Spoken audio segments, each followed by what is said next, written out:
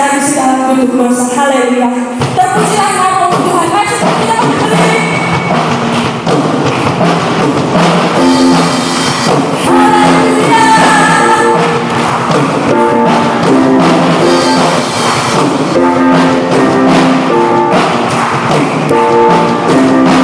Terpujilah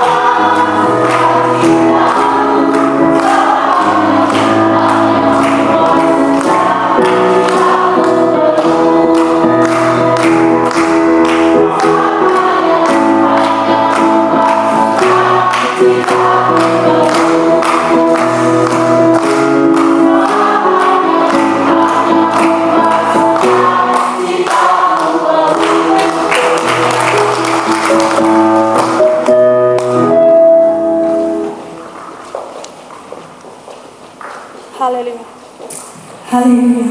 Memang hanya Tuhan saja yang membuat sukacita kita penuh. Amin, saudara. Haleluya. Selanjutnya mari kita siapkan hati kita siapkan hidup kita. Sebentar lagi kita akan mendengarkan firman Tuhan. Haleluya. Terima kasih Tuhan.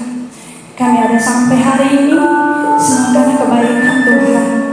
Bukan karena hebat buat kami Tuhan. Namun di atas semua itu Tuhan yang selalu ada bersama kami di setiap musim hidup kami. Susah senang, sehat sakit, suka atau pemerintahan, Tuhan selalu ada bersama kami. Terima kasih Tuhan untuk kasih setiamu, untuk kebaikanmu. Kami tak pernah bisa membalas semuanya. Kami hanya punya hati yang mau menyembah, mengagungkan Engkau, dan beri kami hati Tuhan untuk kami menuruti perintah Tuhan, untuk kami mengikuti kehendak Tuhan.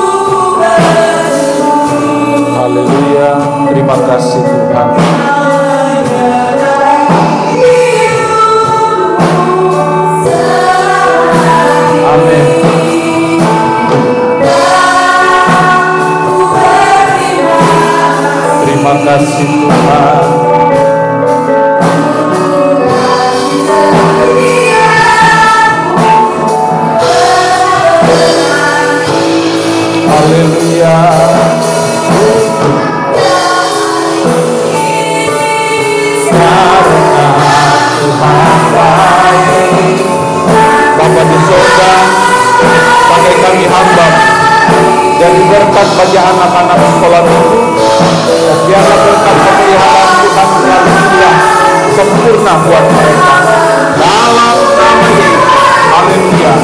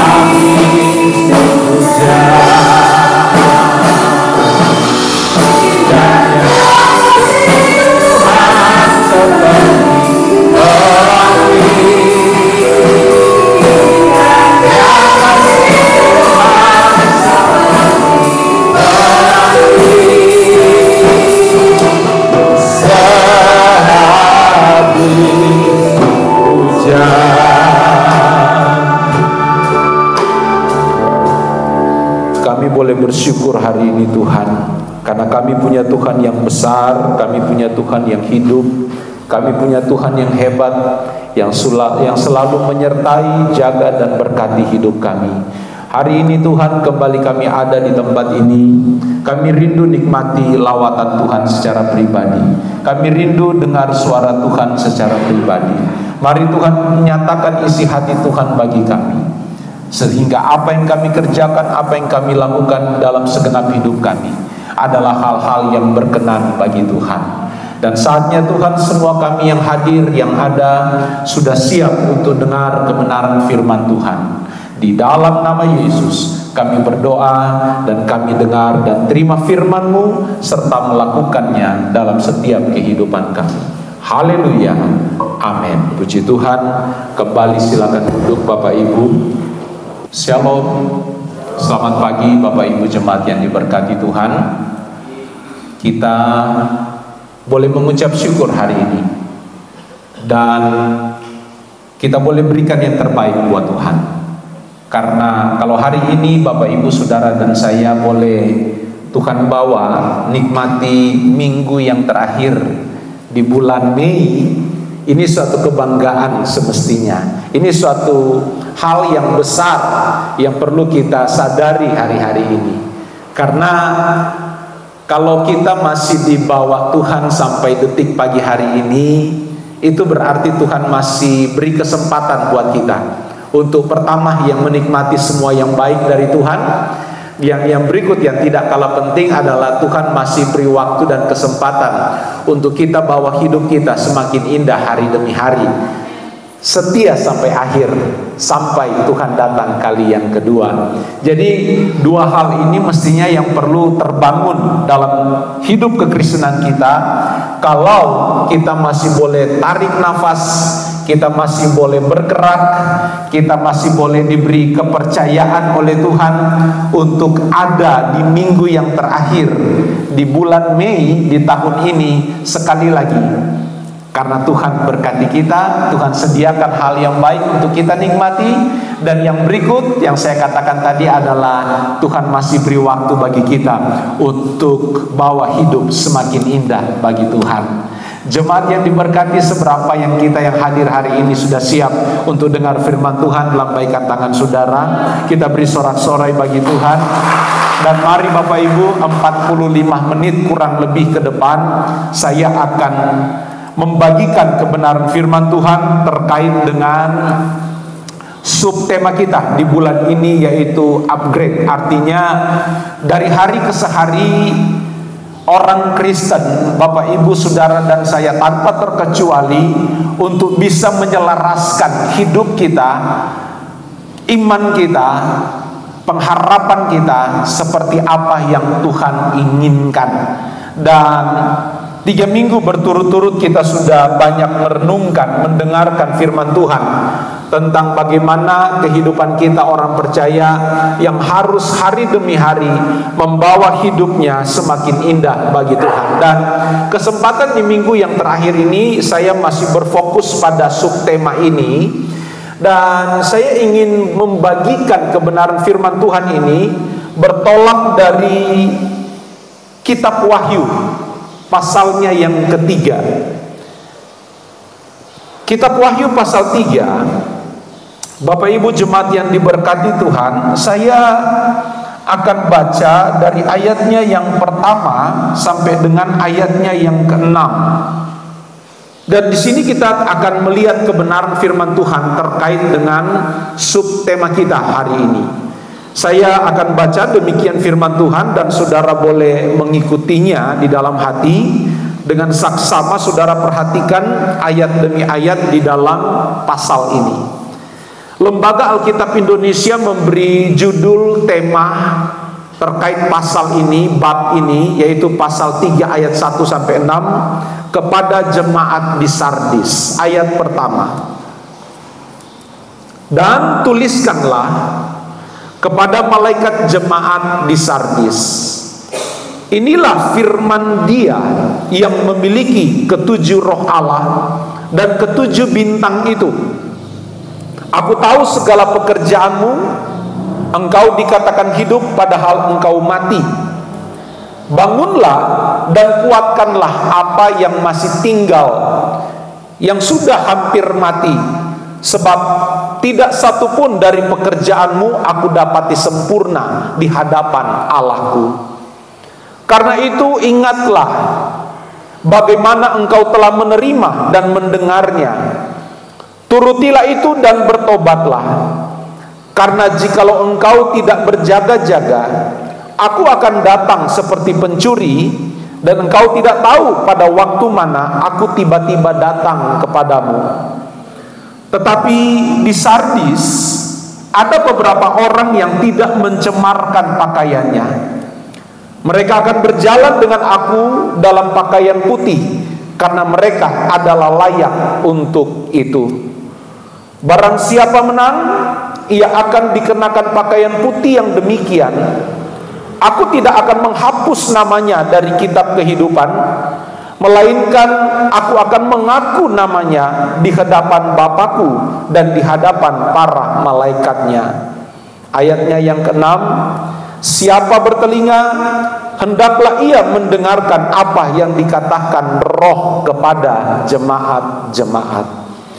Diberkati Bapak Ibu setiap kita yang sudah membaca, merenungkan, dan yang melakukan kebenaran firman Tuhan.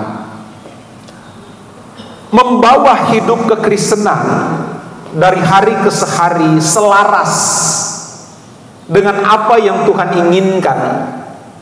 Bapak Ibu, kita harus akui bahwa tidaklah semudah seperti apa yang saya sampaikan hari ini. Tidaklah semudah ketika kita hanya menyampaikan secara lisan.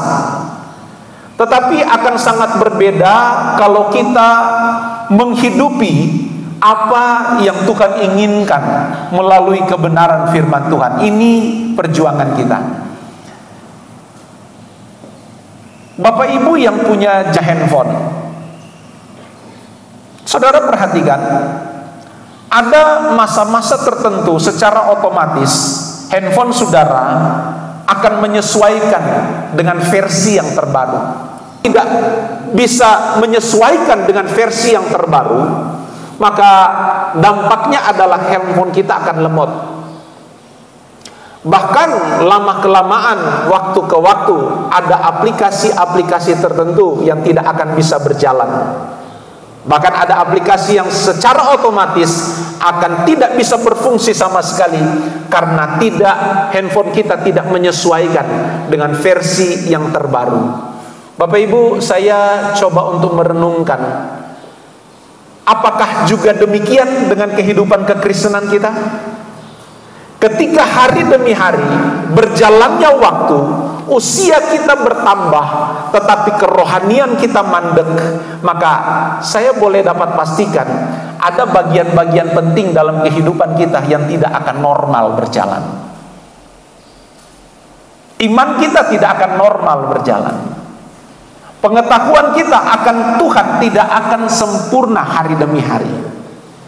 Karena iman tidak bertumbuh, pengetahuan tidak bertambah, maka lama-kelamaan kita jadi orang Kristen yang tidak memiliki kualitas di hadapan Tuhan. Jemaat yang diberkati Tuhan, mengupgrade kehidupan rohani hari demi hari, menyelaraskan kehidupan pertumbuhan rohani kita hari demi hari. Inilah perjuangan penting dalam kehidupan kekristenan kita. Untuk apa setiap kita di sini terlihat hebat tapi kerohanian kita mandek? Nah, inilah yang dialami oleh jemaat yang ada di Sardis ketika itu. Singkatnya, Sardis kalau kita lihat di zaman modern ini letaknya ada di Turki sana. Nah, sedikit banyak saya mau bawa saudara untuk lihat topografi Sardis, geografis Sardis. Sardis saat itu adalah kota yang sangat masyhur, kota yang ternama, kota yang sangat dikenal oleh kota-kota yang lain yang ada di sekitar itu. Kenapa sangat terkenal? Kenapa sangat masyhur? Karena yang pertama, Sardis memiliki tingkat keamanan kota yang begitu luar biasa. Karena Sardis ada diapit oleh dua bukit yang sangat besar dan sangat sulit untuk musuh-musuh untuk masuk dan menyerang kota ini. Sangat sulit. Itu yang menjadi suatu kebanggaan dari orang-orang Sardis. Kota ini termasyhur namanya, terkenal namanya karena keamanan. Karena kota ini sangat sulit untuk diperangi, untuk dihancurkan oleh musuh-musuh.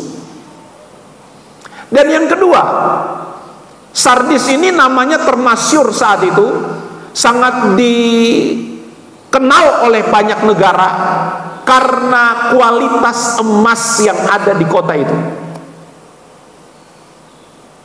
Kualitas emas yang ada di kota Sardis itu sangat terkenal saat itu, sehingga menjadi suatu kebanggaan dong dari orang-orang Sardis terkait hal-hal yang mereka miliki yang tidak dimiliki oleh negara-negara atau kota-kota lain.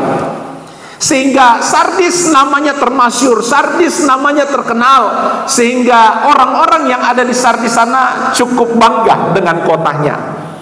Mereka juga bangga karena tidak ada suatu musuh yang mampu untuk menghancurkan kota mereka, karena memiliki pertahanan yang begitu sangat luar biasa. Tapi apa yang terjadi? Ternyata kalau dalam sejarah kota Sardis 2 kali dapat dihancurkan oleh musuh. Kenapa 2 kali? Karena kelalaian. Karena menganggap bahwa kami ini hebat, kami ini super. Tidak ada kota lain yang mampu menyerang kami atau berperang dengan kami. Kalaupun mereka datang berperang dengan kami akan sangat mudah untuk mengalahkan mereka. Ternyata dari rasa bangga mereka akan hal ini, rasa bahwa mereka kuat. Apa yang saya mau katakan, Bapak Ibu, firman Tuhan begitu luar biasa hari ini. Mari kita renungkan. Pesan pokok di dalam bacaan kita pagi hari ini itu ada di dalam ayatnya yang kedua, ayatnya yang pertama. Pesan utama di dalam ayat ini berbunyi demikian: dan tuliskanlah kepada malaikat jemaat di Sardis, inilah firman Dia yang memiliki 7 roh Allah dan 7 bintang itu.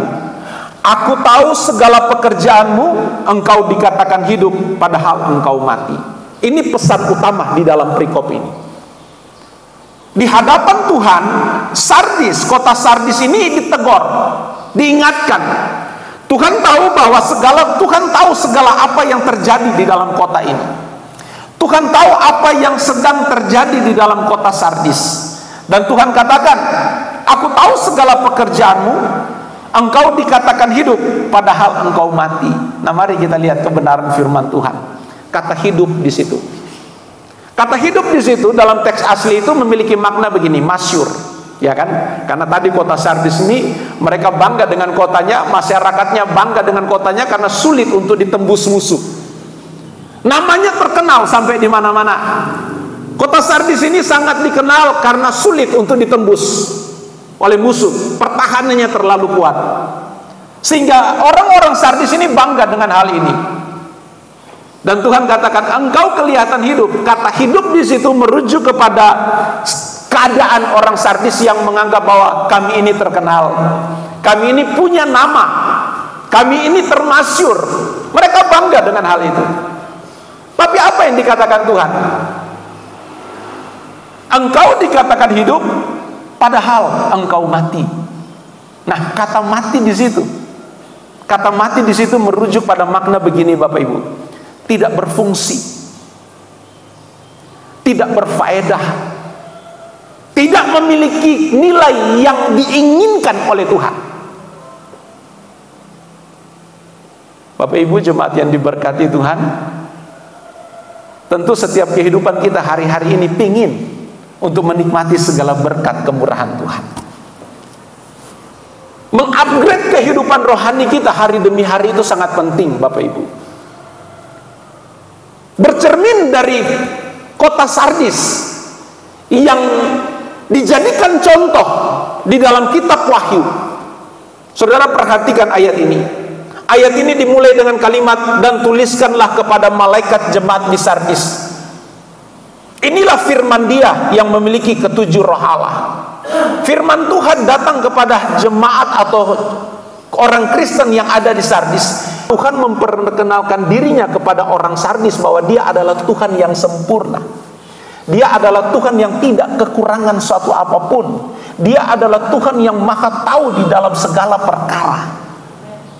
Dan Bapak Ibu, adakah kita memahami atau mengingat hal ini bahwa kita punya Tuhan yang sama dengan Tuhan yang memperkenalkan diri kepada orang Kristen yang ada di Sardis? Tuhan yang adalah sempurna adanya, Tuhan yang maha tahu adanya, Tuhan yang mampu melakukan segala sesuatu melebihi apa yang saudara dan saya doakan, karena Dia Allah yang perfect. Tidak ada kekurangan satupun di dalam kehidupan Allah secara pribadi. Dan itulah Allah memperkenalkan dirinya kepada orang-orang Kristen yang ada di Sardis sebagai Dia yang berfirman, yang memiliki ketujuh roh Allah. Sekali lagi, kata tujuh memiliki makna kesempurnaan pribadi Allah. Bapak Ibu, apa yang saya mau bawa untuk kita perhatikan?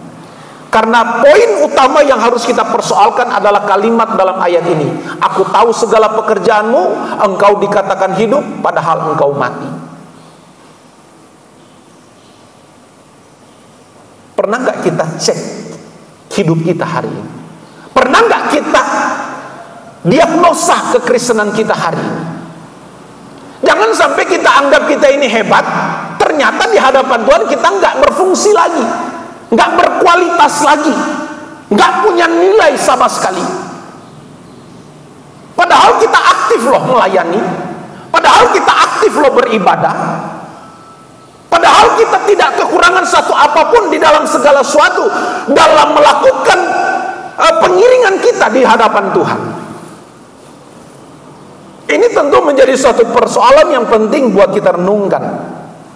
Jemaat yang diberkati Tuhan, kalau kita berbicara tentang mati rohani, nah ini perlu kita persoalkan dulu hari ini. Karena seperti jemaat Sardis, mereka menganggap bahwa mereka tidak kekurangan suatu apapun. Mereka memiliki nama yang masyhur kala itu. Mereka anggap bahwa mereka ada dalam keadaan yang baik-baik saja. Tapi ternyata di hadapan Tuhan yang maha tahu itu, jemaat Sardis tidak berfungsi lagi kerohaniannya. Jemaat Sardis tidak berfungsi lagi iman mereka di hadapan Tuhan. Ada satu hal yang perlu kita pahami. Jangan sampai kita seperti orang Kristen yang ada di Sardis, yang menganggap bahwa kekristenannya, pengiringannya akan Tuhan itu baik-baik saja, tapi padahal sudah sangat tidak berkenan di hadapan Tuhan. Jadi kita dapat mendeteksi seperti apa sih orang yang rohaninya itu tidak bertumbuh. Seperti apa kerohanian seseorang di hadapan Tuhan yang kelihatannya hidup, tapi pada dasarnya tidak berfungsi lagi di hadapan Tuhan. Nah, Bapak Ibu jemaat yang diberkati Tuhan, mari kita persoalkan hal ini lebih serius. Dan saya mau membagikan beberapa poin hari ini untuk kita lihat kebenaran firman Tuhan. Apa yang menjadi tanda? Apa yang menjadi tanda? Tanda bahwa atau ciri-ciri bahwa kita ini kelihatan hidup tapi tidak berfungsi lagi sebenarnya. Bapak Ibu, satu ayat yang pertama yang mungkin dapat kita renungkan begini, di dalam Injil Matius pasal 4 ayatnya yang keempat. Ada satu ayat yang seringkali kita dengar berbunyi begini dalam Injil Matius pasal 4 ayat 4. Tetapi Yesus menjawab, ada tertulis, manusia hidup bukan dari apa? Roti saja, tetapi dari setiap firman yang keluar dari mulut Allah. Dari ayat yang seringkali kita baca ini, saya simpulkan poin yang pertama. Kita diagnosa kekristenan kita hari ini. Kita lihat pertumbuhan rohani kita hari ini. Jangan-jangan saudara dan saya kelihatan hebat, kelihatan dahsyat, tapi sebenarnya bagi Tuhan yang maha tahu, kita nggak sangat punya kualitas, tidak berfungsi lagi. Tanda yang pertama, ciri yang pertama dari ayat ini saya garis bawahi dan saya ambil poin ini begini. Orang yang rohaninya tidak bertumbuh, orang yang tidak punya kualitas dalam kehidupan kerohaniannya, punya ciri yang pertama, tidak ada kehausan, tidak ada kerinduan untuk dia mau belajar kebenaran firman Tuhan.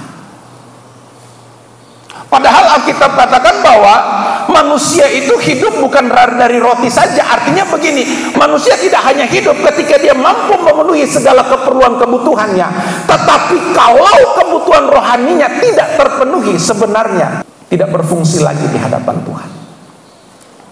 Persoalkan persoalan ini dalam kehidupan kita. Adakah kerinduan, kehausan kita untuk selalu mau mendengarkan kebenaran firman Tuhan? Adakah kerinduan kita, semangat kita, kerinduan yang menggebu-gebu, kerinduan yang besar untuk selalu cari tahu, menggali kebenaran firman Tuhan? Ada enggak ini? Jemaat Sardis termasyur namanya. Jemaat Sardis sangat dikenal oleh banyak negara, kota saat itu, karena sulit untuk ditembus dalam sistem keamanannya. Jemaat Sardis memiliki kualitas emas, artinya mereka punya dapat mampu memenuhi segala keperluan kebutuhannya karena punya kualitas emas yang sangat dicari oleh orang-orang saat itu. Tetapi mereka mengabaikan tentang pertumbuhan rohani mereka. Mari kita mengupgrade kehidupan rohani kita. Mari kita bawa kehidupan rohani kita seperti yang Tuhan inginkan. Kita persoalkan Bapak Ibu. Saya nggak mau tahu persoalan saudara seperti apa. Mari kita persoalkan hal yang utama hari ini tentang hubungan kita dengan Tuhan. Ciri yang perlu kita renungkan hari ini terkait dengan pernyataan Yesus dalam Matius pasal 4 ayat 4. Ada tertulis, manusia hidup bukan dari roti saja, tetapi dari setiap firman yang keluar dari mulut Allah. Kalau saya boleh menafsirkan sedikit ayat ini dengan pemahaman saya, bahwa Yesus mau menekankan, untuk apa kita memiliki segala sesuatu di bawah kolong langit ini, mampu mencukupi segala sesuatu, nama kita hebat, nama kita terkenal, kita masyhur di mana-mana, tapi kalau pertumbuhan rohani kita tidak bertumbuh, maka sebenarnya kita sudah tidak berguna di hadapan Tuhan. Agak keras memang teguran Tuhan kepada jemaat Sardis, tetapi nggak ada opsi lain hari ini untuk kita dapat membawa hidup kita di akhir zaman ini, di mana keadaan di luar sana semakin tidak menentu. Keadaan di luar sana semakin kacau, Bapak Ibu. Pada saat kesempatan doa hari Jumat kemarin, saya sharing dengan jemaat-jemaat yang hadir di dalam doa saat itu, bahwa keadaan kita di Indonesia ini tidak sedang dalam keadaan yang baik. Menyikapi keadaan yang sedang tidak baik ini, kalau kita mengandalkan kekuatan kita, seberapa kuat kita mampu menghadapi kekuatan dunia, sistem dunia yang sedang berjalan hari-hari ini. Tapi Alkitab katakan, barang siapa yang bertahan sampai kepada kesudahannya, yang terus setia di dalam Tuhan, maka dia akan diselamatkan. Jadi Bapak Ibu jemaat yang diberkati Tuhan, ini suatu kebutuhan yang pokok dalam kehidupan kita, kebutuhan yang utama dalam kehidupan kita. Apa itu? Untuk supaya kita memiliki kerinduan, kehausan, untuk kita selalu mau mengerti apa mau Tuhan melalui kebenaran-kebenaran firman-Nya. Amsal pasal 28 ayat 9, saya tambahkan ayat ini. Amsal 28 ayat 9. Apa yang Alkitab katakan di sana? Kita baca sama-sama ayat ini. Amsal 28 ayat 9. 2, 3. Siapa memalingkan telinganya dari mendengarkan hukum, doanya pun apa? Ya. Orang yang sengaja tidak mau tahu dengan firman Tuhan, orang yang sengaja tidak mau tahu dengan segala kehendak Tuhan, Alkitab katakan doanya adalah kekejian. Nah, kita nggak mau kan doa kita merupakan suatu kekejian di hadapan Tuhan. Tapi ternyata sadar atau tidak, banyak orang Kristen yang doanya merupakan kekejian di hadapan Tuhan. Karena dia mengabaikan kebenaran firman Tuhan. Alkitab katakan siapa memalingkan, artinya sengaja tidak mau tahu dengan hukum-hukum Tuhan, doanya pun merupakan kekejian di hadapan Tuhan. Kita renungkan kekristenan kita saat ini. Kita renungkan kualitas rohani kita hari ini. Kita sama-sama berjuang dalam poin ini. Kita sama-sama bergumul dalam poin ini. Tidak mudah di akhir zaman ini untuk kita bawa hidup kita semakin indah bagi Tuhan. Tantangan besar.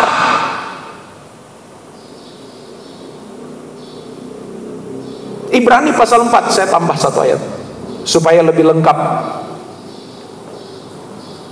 Ibrani 4 ayat 12. Apa Alkitab katakan di sana? Sebab firman Allah hidup dan kuat dan lebih tajam daripada pedang bermata dua manapun. Ia menembus sangat dalam sampai memisahkan jiwa dan roh, sendi-sendi dan sumsum. Ia sanggup membedakan pertimbangan dan pikiran hati kita. Dahsyatnya firman Tuhan. Jadi kita nggak bisa abaikan kuasa firman. Artinya apa? Dari ayat ini penulis Ibrani mau menampilkan sosok Kristus, bahwa dia adalah Allah yang maha tahu sebenarnya. Setiap firman yang keluar dari mulut Allah melalui pernyataan-pernyataan Yesus Kristus itu sanggup menilai, sanggup melihat, sanggup memperhatikan sampai kedalaman hati seseorang. Bahkan sanggup menilai hati gembala. Sanggup melihat apa motivasi hamba Tuhan. Firman Tuhan tahu. Jadi Bapak Ibu, poin yang pertama, mari kita persoalkan kualitas rohani kita, mengupgrade kehidupan kekristenan kita. Ciri yang pertama, orang yang kelihatan hidup tapi mati, dia tidak punya keinginan untuk selalu condongkan atau sendengkan telinganya untuk selalu mendengarkan hukum-hukum Allah. Yang berikut, ciri orang Kristen yang kelihatan hidup tapi pada hakikatnya di hadapan Tuhan tidak berfungsi. Apa? Ciri yang berikut, tidak tertarik lagi dengan poin atau nilai kekudusan dalam kehidupannya. Bapak Ibu, kalau kita bicara kekudusan, artinya kita dipisahkan dari hal-hal yang tidak berkenan untuk dipersiapkan bagi Tuhan. Kita dipisahkan dari hal-hal yang tidak berkenan untuk hidup kita, kita persiapkan bagi Tuhan. Nah, ini yang tadi saya katakan tidak mudah ketika kita berbicara tentang kekudusan di zaman sekarang. Berat. Tetapi sekali lagi Bapak Ibu, Tuhan sangat mengasihi kita.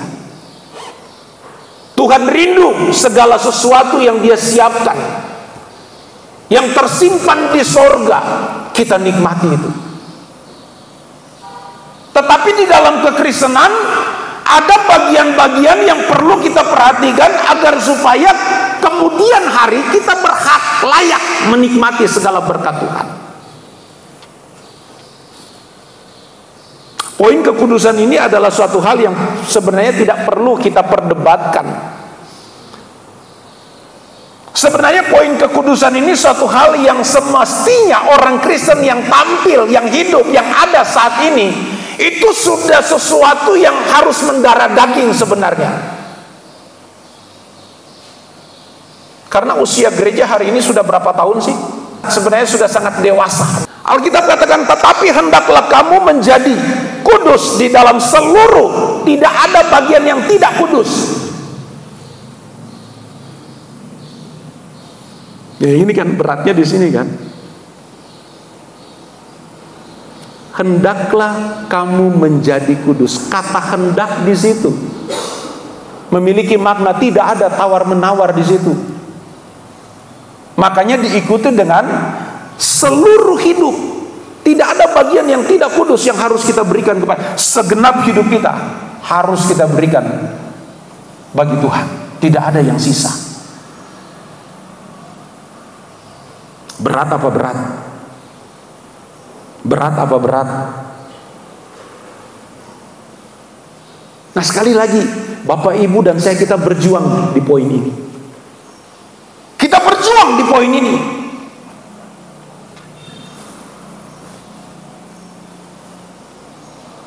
Kalau boleh saya tambahkan satu ayat.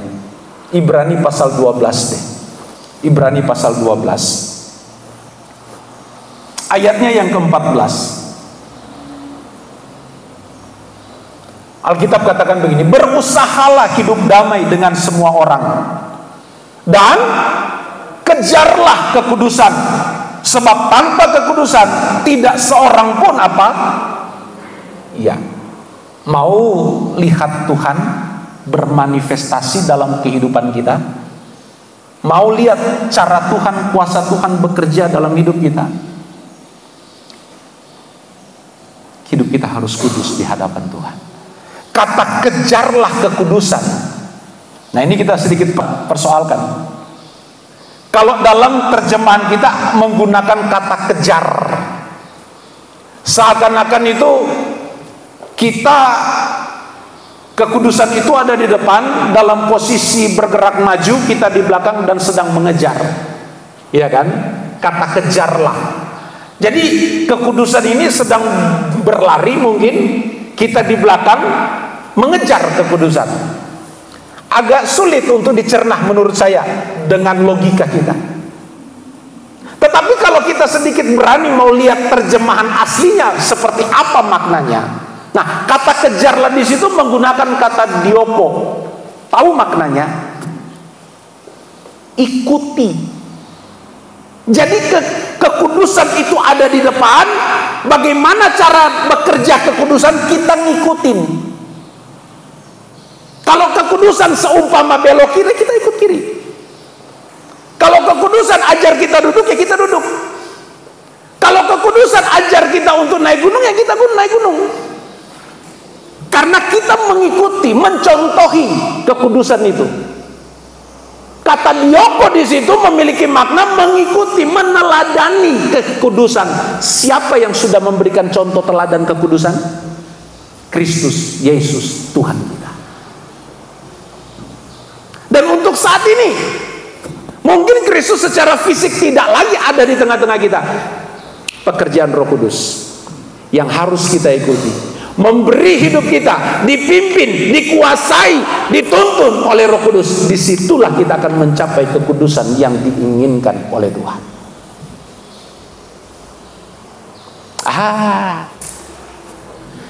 Nggak main lah, kata orang, anak-anak muda, nggak main lah kalau bicara kekudusan zaman-zaman sekarang, Om. Nggak main lah. Coba topik yang lain lah, Om, yang bikin kita sedikit semangat lah. Apa memang bicara ini nggak semangat? Apakah topik ini buat kita tidak membuat kita semangat di dalam Tuhan? Sebenarnya topik-topik seperti ini yang perlu kita persoalkan dalam hidup kita. Karena untuk apa seperti jemaat Sardis yang mereka anggap bahwa mereka aman, nyaman, tentram, damai, tidak ada persoalan, tidak ada masalah, punya apa namanya harta yang melimpah di dalam kota mereka. Tapi Tuhan datang, Tuhan katakan, aku tahu segala pekerjaanmu, engkau dikatakan hidup tapi engkau mati. Bapak Ibu, poin yang kedua yang kita renungkan tentang kekudusan. Adakah kerinduan kita untuk selalu bahwa hidup kita berkenan bagi Tuhan?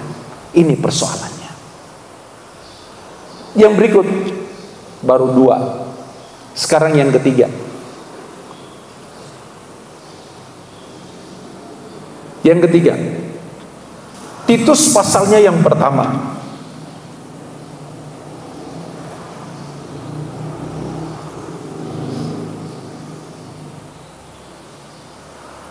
Titus pasal pertama, ayatnya yang ke-16. Ayat 16 berkata seperti apa? Ayat 16 katakan begini, mereka mengaku mengenal Allah, tetapi dengan perbuatan mereka menyangkal Dia. Mereka keji dan durhaka dan tidak sanggup berbuat sesuatu yang baik. Jadi ciri orang yang kelihatan hidup tetapi hakikatnya tidak berfungsi lagi kerohaniannya, mereka mengaku mengenal Allah. Yang kedua, tetapi dengan perbuatan mereka menyangkal Dia. Nah, ini dia kontradiksi kan.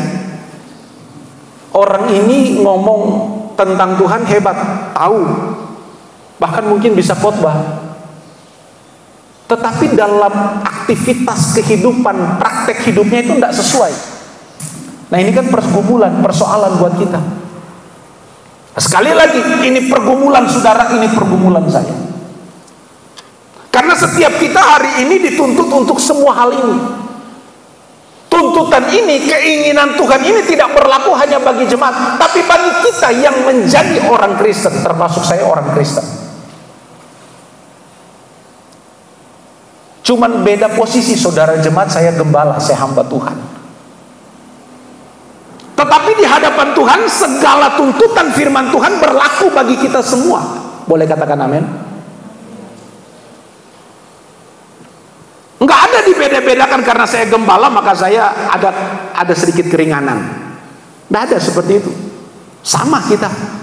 Tuntutan ini berlaku bagi setiap kita. Berjuang kita sama-sama dalam hal ini. Jadi secara lahiriah, secara kasat mata, mereka aktif, mereka tahu tentang Tuhan, mereka bisa ngomong tentang Tuhan, tapi pada hakikatnya, pada kenyataan, apa yang mereka ketahui tentang pengetahuan tentang Allah tidak berbanding lurus dengan apa yang mereka buktikan dalam tindakan keseharian. Ini berat Bapak Ibu. Mungkin rajin ibadah ya, rajin melayani ya, rajin ke gereja ya, rajin dalam segala kegiatan ya, bisa jadi. Tetapi kalau pada prakteknya tidak selaras dengan pengetahuan tentang Allah, maka tidak ubahnya kita seperti orang Farisi pada zaman Yesus.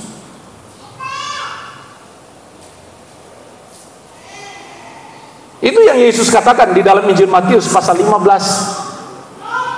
Kalau saya sedikit boleh ingatkan, ayat 8 dan ayat 9 berbunyi begini, bangsa ini memuliakan aku dengan bibirnya, padahal hatinya jauh daripadaku.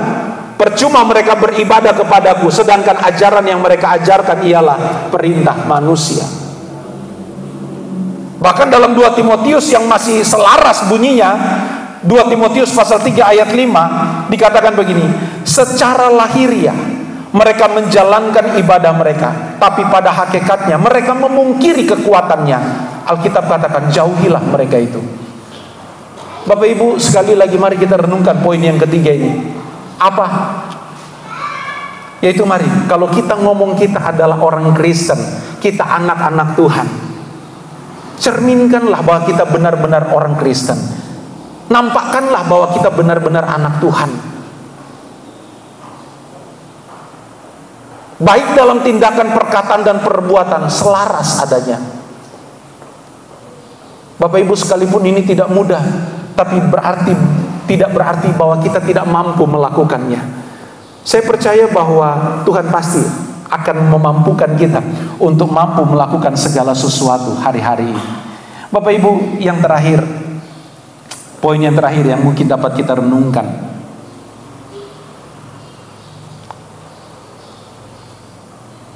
Kalau saya boleh tambahkan satu ayat, sebentar saya lihat ayatnya dulu.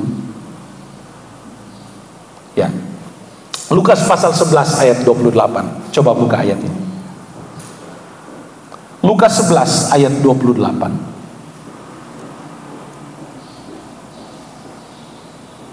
Alkitab katakan begini, tetapi ia berkata, yang berbahagia ialah mereka yang mendengarkan firman dan yang memelihara. Poin yang terakhir ini saya boleh tambahkan begini, inilah ciri orang yang benar-benar hidup dan tidak mati di hadapan Tuhan. Artinya memang dia berkualitas. Dia memang benar-benar orang Kristen yang memang yang diinginkan, yang ditemukan oleh Tuhan. Yang berikut dari ayat ini saya boleh simpulkan begini. Orang Kristen yang benar-benar berkualitas adalah dia taat di dalam segala perkara bersama dengan Tuhan. Nah, kalau kita bicara ketaatan, menurut saudara, apakah ketaatan ini adalah syarat untuk kita terima berkat Tuhan? Atau buah dari keselamatan itu, atau buah dari berkat yang kita terima? Mana yang saudara pilih? Taat adalah syarat. Siapa yang setuju dengan saya? Taat adalah syarat untuk kita terima berkat Tuhan. Nggak ada.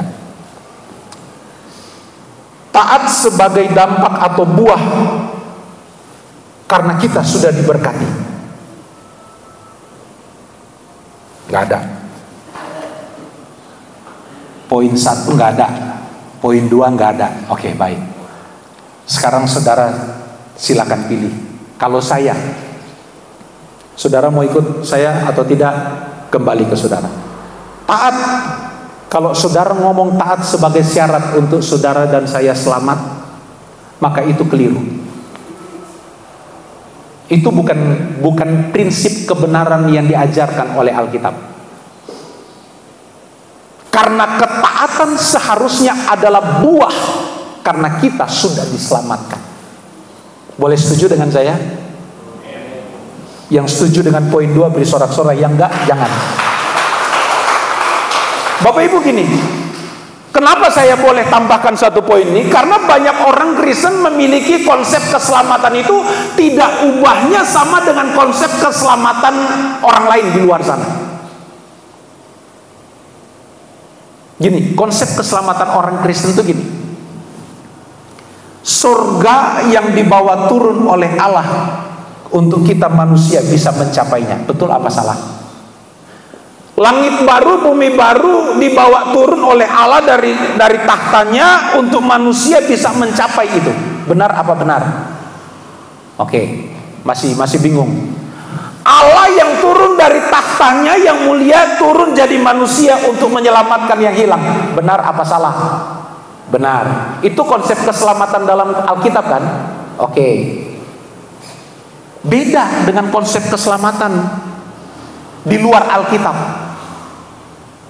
Konsep keselamatan di luar Alkitab, kita yang di bawah ini harus bisa memenuhi syarat dari Tuhan untuk mencapai sorga. Oke? Karena sorga letaknya di atas kan. Kita yang di bawah ini harus memenuhi syarat dan standar supaya kita mencapai sorga. Itu konsep keselamatan di luar Alkitab. Makanya konsep keselamatan yang seperti itu menempatkan syarat ketaatan untuk mencapai sorga.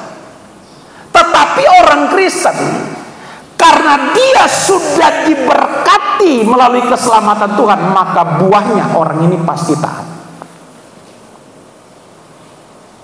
Jadi jangan kita putar balik konsep ini. Karena kita sudah diselamatkan, maka buah yang akan muncul, tindakan yang akan muncul adalah kita taat di dalam segala kehendak Tuhan.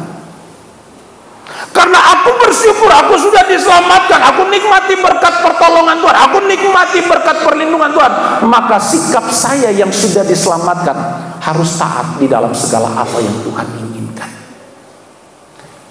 Bapak Ibu, ketaatan Alkitab katakan Lukas 11 ayat 28, yang berbahagia ialah mereka yang mendengarkan firman Allah dan yang memeliharanya.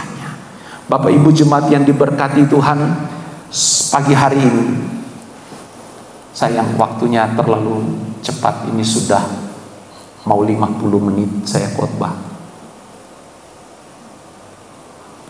Tapi saya percaya bahwa firman Tuhan yang kita dengar hari ini, Roh Kudus mampu untuk menyempurnakan dan itu dalam setiap kehidupan kita. Apa yang saya mau simpulkan untuk kita renungkan di akhir ibadah kita hari ini, Bapak Ibu, saudara dan saya, yang mampu untuk mengetahui keadaan kita adalah diri kita sendiri. Benar? Yang mampu untuk tahu keadaan kita hidup atau mati di hadapan Tuhan bukan gembala, tapi pribadi lepas pribadi. Mari kita berjuang bersama. Mari kita sama-sama berjuang dalam hal ini. Kita saling mengingatkan, kita saling mendoakan, kita saling menguatkan. Di saat saya lemah, di saat saya mulai tidak semangat, saudara bisa ingatkan saya, Om, ayo Om berjuang Om. Demikian. Kalau saudara saya lihat mulai lemah, mulai loyo, ayo sama-sama kita semangat lagi untuk bawa hidup kita semakin indah bagi Tuhan.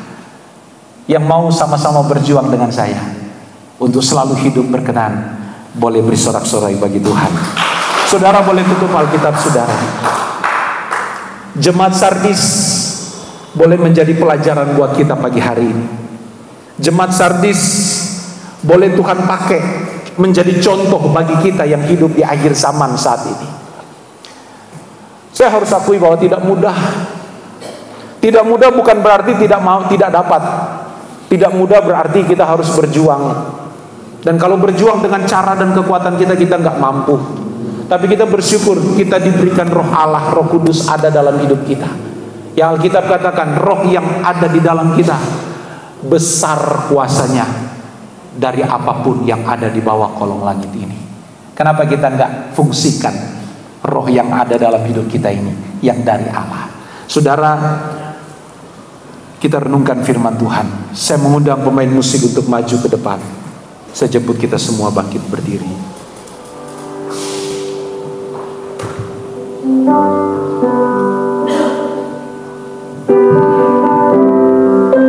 Bapak Ibu jemaat yang diberkati Tuhan,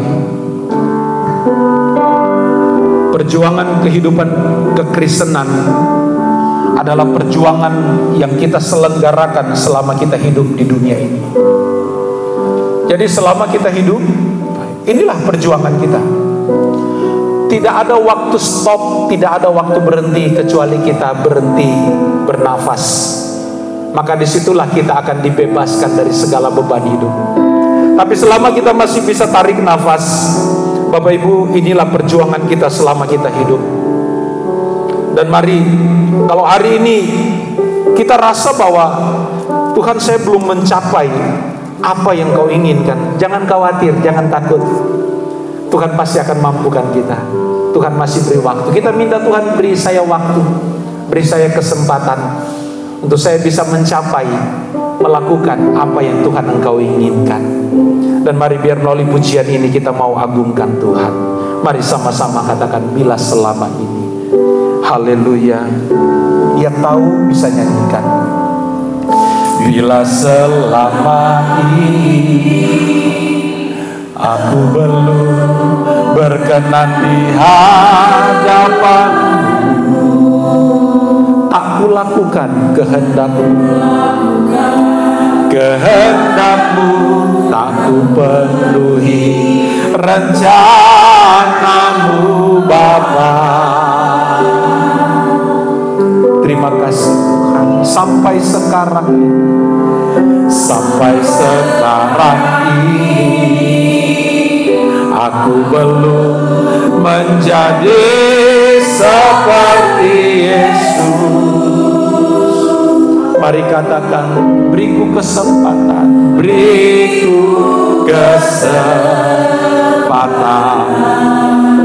di sisa waktuku kau ubahkan. Satu yang ku perlu, satu yang ku perlu,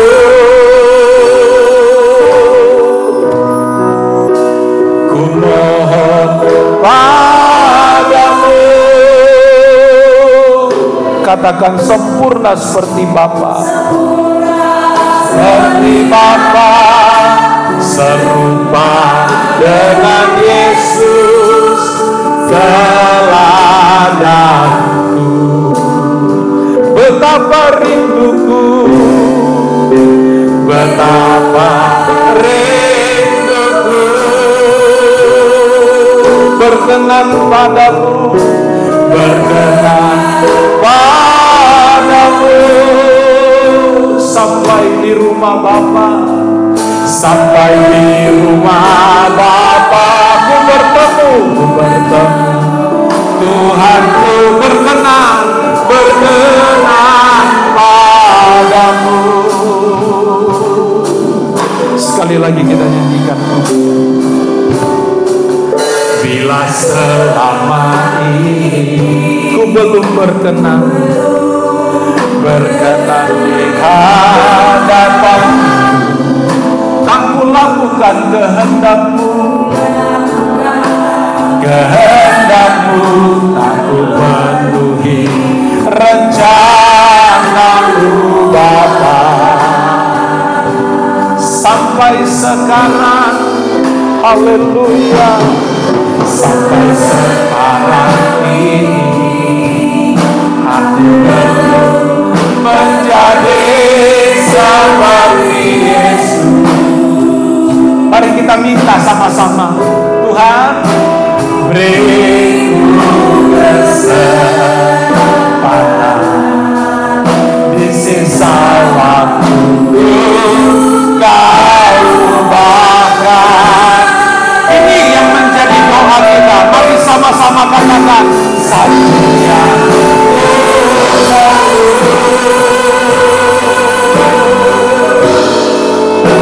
ku mohon padamu.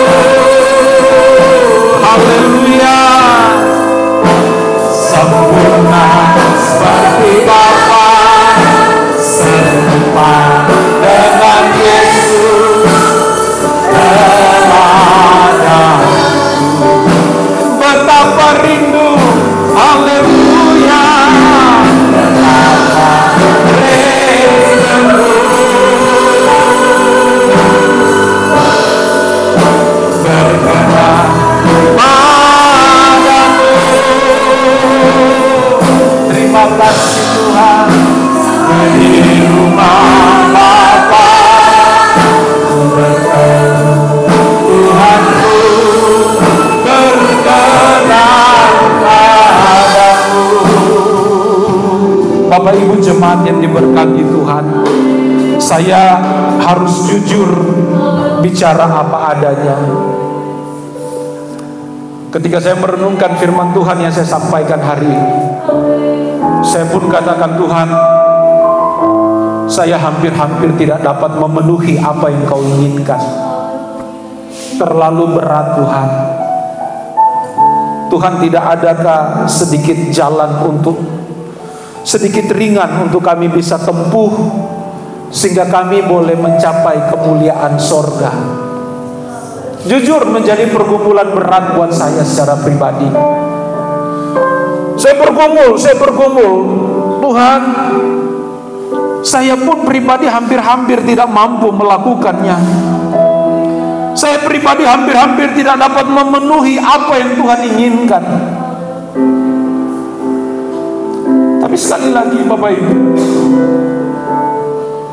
di balik pertanyaan yang besar itu, saya temukan satu penghiburan. Tuhan katakan, bagi kamu itu mustahil. Bagi kamu itu mustahil. Tapi bagi aku itu bukan suatu hal yang mustahil. Saya katakan, Tuhan, bagaimana caranya?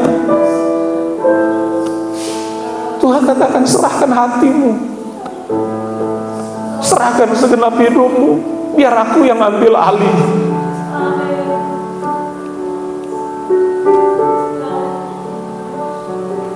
Adakah kita mau serahkan hidup kita hari ini? Adakah kita mau serahkan, Tuhan, pimpin aku? Hari ini hati saya bersuka cita.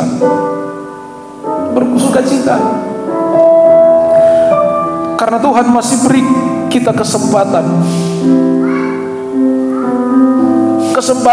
hari demi hari untuk kita sama-sama berjuang. Dan mari Bapak Ibu, tidak ada yang sulit bagi Tuhan. Tidak ada yang sulit. Dan mari kita jadikan hal ini sebagai doa kita. Satu yang ku perlu,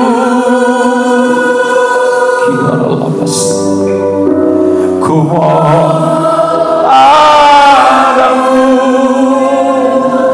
mampukan kami Tuhan sempurna seperti Bapa, serupa dengan Yesus teladan. Oh Tuhan, betapa rinduku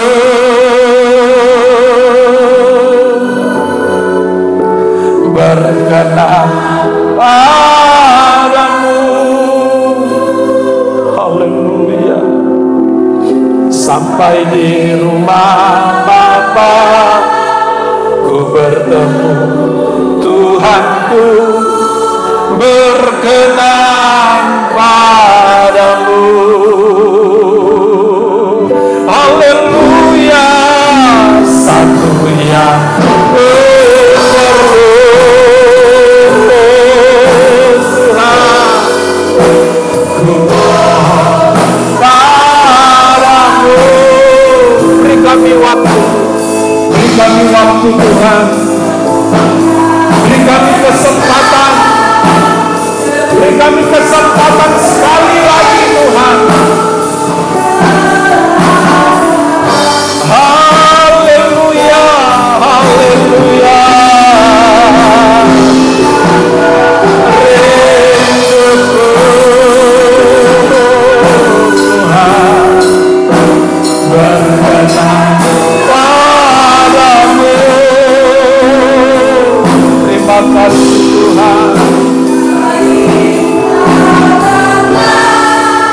Ku bertemu Tuhanku, berkenan padamu. Sampai di rumah Bapa,